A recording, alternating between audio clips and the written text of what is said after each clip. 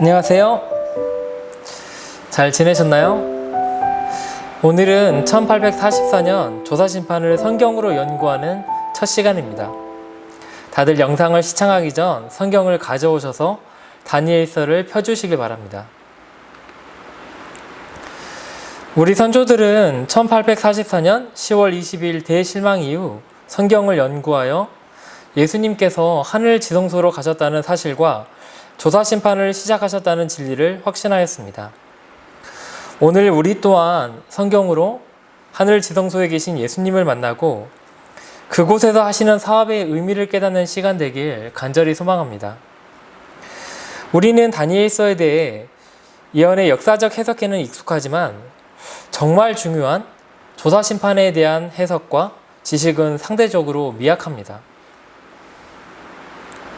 그래서 이 시간은 예언의 해석은 모두 알고 있다는 것을 전제로 조사심판의 성경적 근거에 대해서 집중적으로 연구하도록 하겠습니다. 처음이라 쉽지 않겠지만 함께 결심하고 기도로 성령을 구한다면 하나님께서 우리 선조들에게 진리를 깨닫게 하셨듯이 우리에게도 진리에 대한 확신을 주시리라 믿습니다. 조사심판을 연구하기 전 우리가 가장 먼저 해결해야 될 문제는 바로 십자가에서 조사심판이 끝났다는 주장입니다. 예수님께서 조사심판을 십자가에서 끝냈다는 주장은 요한복음 12장 31절을 근거로 합니다. 우리가 이 질문을 받는다면 어떻게 대답할 수 있을까요? 우선 어떤 면에서 심판은 분명히 예수님께서 십자가에 죽음을 당하실 때 일어났습니다. 흠없는 하나님의 아들이 인간의 육신을 입으시고 이 땅에 오셔서 인류를 위하여 하늘의 모든 사랑을 쏟아 부으셨건만 사람들은 거절하고 경멸하였습니다. 온 세상은 예수님의 죽음에 대해 정죄를 받고 있습니다. 이런 의미에서 십자가에서 심판이 이루어진 것은 사실이지만 조사심판이 일어난 것은 아닙니다. 성경은 여러 종류의 심판에 대해서 이야기합니다. 지금은 조사심판에 대한 근거 성경절들을 보시겠습니다. 몇 구절을 제가 읽을 텐데요. 읽는 동안 이 성경절들의 공통점을 한번 찾아보시기 바랍니다. 바울이 의와 절제와 장차 오는 심판을 강론하니 내가 어찌하여 내 형제를 비판하느냐? 어찌하여 내 형제를 업신 여기느냐? 우리가 다 하나님의 심판대 앞에 서리라. 기록되었으되 주께서 이르시되 내가 살았으니 모든 무릎이 내게 꿇을 것이요 모든 혀가 하나님께 자백하리라 하였느니라. 이러므로 우리 각 사람이 자기 일을 하나님께 직고하리라. 앞선 성경절에는 몇 가지 공통점이 있습니다. 첫째, 모두 예수님 승천 이후 기록된 신약의 성경절입니다. 사도행전, 히브리서, 로마서는 모두 십자가 사건 이후 10년에서 30년 이후에 기록되었습니다. 그리고 두 번째는 모두 미래에 대한 심판을 언급하고 있다는 점입니다.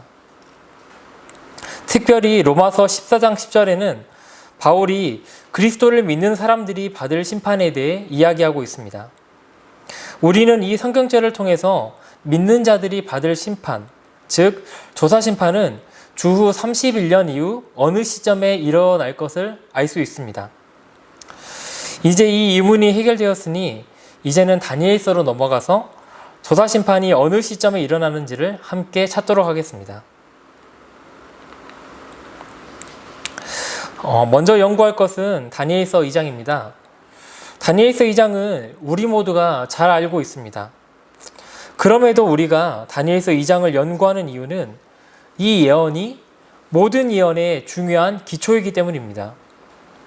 첫째, 다니엘서 2장은 다니엘서 전체에서 공부하게 될 종말론적 예언, 즉 세계 역사의 마지막에 대한 예언의 기본 기호를 보여줍니다.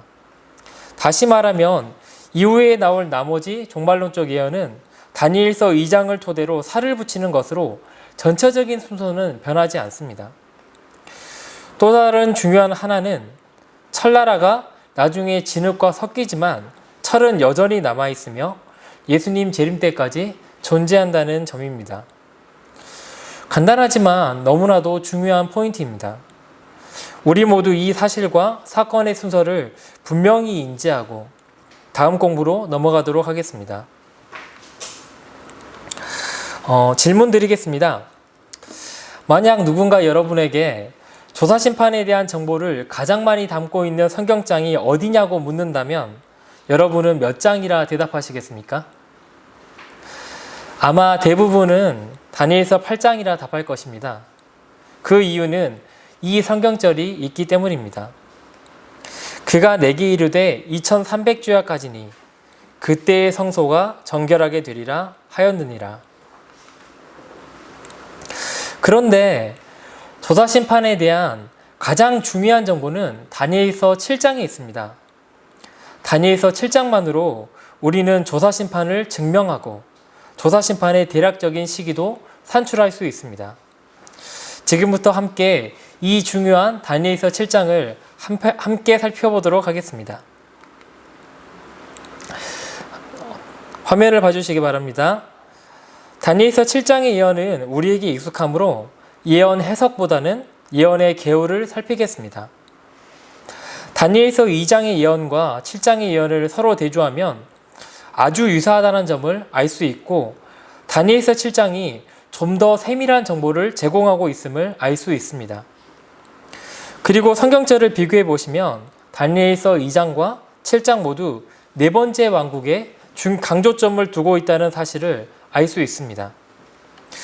두 나라는 공통점이 있는데요.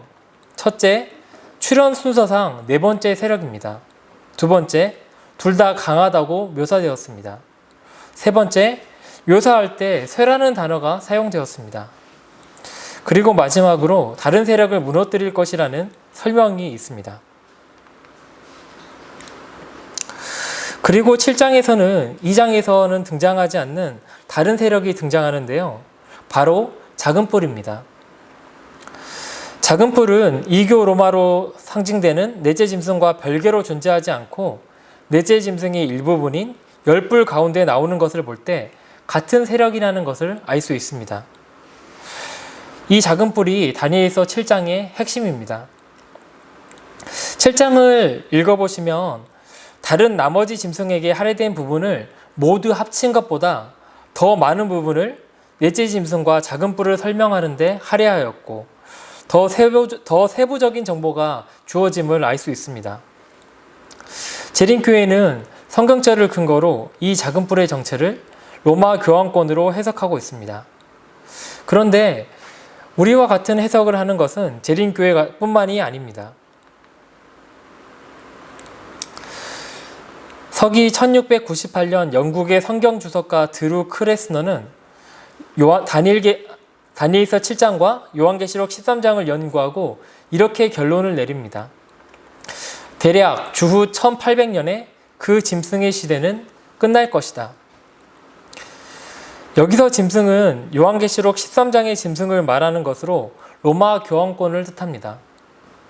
그리고 우리가 알고 있듯 1798년 프랑스 장군 베르띠에가 교황을 포로로 잡음으로 교황권은 몰락합니다. 무려 100년 전이었지만 이 학자는 아래 성경절을 근거로 예언을 해석하여 작은 뿔이 몰락할 시기를 정확히 맞췄습니다. 그리고 다니엘서 7장은 9절부터는 작은 뿔 이후에 일어날 사건, 즉 재림 전에 있을 심판과 심판 이후에 있을 하나님 나라에 대해서 소개하고 있습니다. 10절에는 기록책으로 심판받는 조사심판의 모습이 그대로 묘사되어 있으며 14절에는 인자가 나라를 받는 장면, 즉 다니엘서 2장의 하나님 나라와 동일한 장면이 묘사되고 있습니다. 이 그림은 완전하지 않지만 다니엘서 7장에 묘사된 심판의 장면과 유사합니다. 아마 9절부터 사건을 이해하는 데 조금은 도움이 될 것입니다. 우리가 살펴본 대로 다니엘서 7장을 반복적으로 연구하면 다니엘서 7장의 분명한 개요를 발견할 수 있습니다. 바로 작은 뿔의 등장과 몰락, 그리고 그 이후 있을 하늘 심판과 심판 이후 하나님 나라가 세워지는 순서입니다. 그리고 이 계보는 다니엘서 7장 안에서 분명한 순서가 반복되어 강조되고 있습니다. 먼저 보시는 대로 21장과 22절에서 이 순서는 반복됩니다. 자세히 보시면 우리는 앞에서 설명한 같은 사건이 반복되고 있음을 알아볼 수 있습니다. 그리고 다시 반복되는 구절이 나오는데요. 함께 25절을 보시면 작은 뿔이 앞으로 저지를 일과 또한 그의 활동 시기가 예언되어 있고, 26절을 보시면 심판이 시작되면 작은 뿔이 그의 권세를 빼앗긴다는 말을 통해 하늘 심판이 시작되는 시기가 1798년 이후임을 알 수 있습니다. 그리고 27절을 통해 하늘에서 벌어지는 조사 심판 이후 하나님의 영원한 나라가 세워짐, 즉 예수님의 재림이 있음을 알 수 있습니다. 연대순으로 정리해 보겠습니다. 이 표를 통해 우리는 다니엘서 2장과 다니엘서 7장의 사건이 평행하는 사건이며 시간의 순서대로 진행되었음을 깨달아야 합니다. 지금까지 우리는 다니엘서 7장 연구를 통해 재림 전에 하늘에서 조사 심판이 있음과 이 조사 심판의 시기가 1798년 이후임을 깨달았습니다. 오늘 배운 내용을 정리해 보겠습니다. 첫째, 성경은 예수님 승천 후 믿는 자들이 받을 심판에 대해 말씀하고 있다.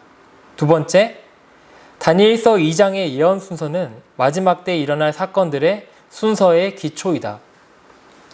세 번째, 다니엘서 7장의 하늘에서 일어나는 심판은 작은 뿔의 몰락, 즉 로마 교황권이 몰락한 1798년 이후 예수님 재림 전 일어날 사건이다. 이해가 잘 되셨나요? 아마 결코 한 번에 이해되지는 않을 것입니다. 어쩌면 성경절을 보아도 이게 왜 조사심판을 말하는 건지 이해되지 않을 수도 있습니다. 저도 미약한 설명이지만 책을 이해하는데 정말 많은 시간이 걸렸고, 다니엘서를 읽으면서도 이게 무슨 내용인지 도무지 이해되지 않아 무척이나 괴로웠는데요. 깨닫기 위해서 기도하고 반복적으로 읽고 또 읽은 기억이 있습니다.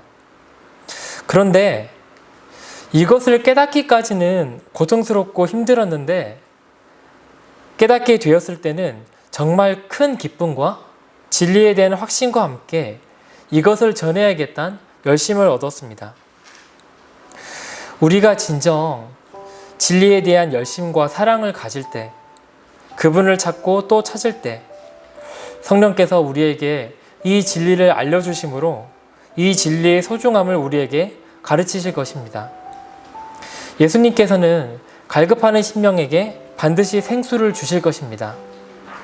함께 기도하고 오늘 말씀을 마치도록 하겠습니다. 하늘에 계신 우리들의 하나님 아버지, 오늘 저희들에게 조사심판에 대해서 연구하는 첫걸음을 떼게 해주셔서 감사합니다. 아버지, 이 귀중한 말씀이 아직 저희에게 이해되지 않을 수도 있습니다.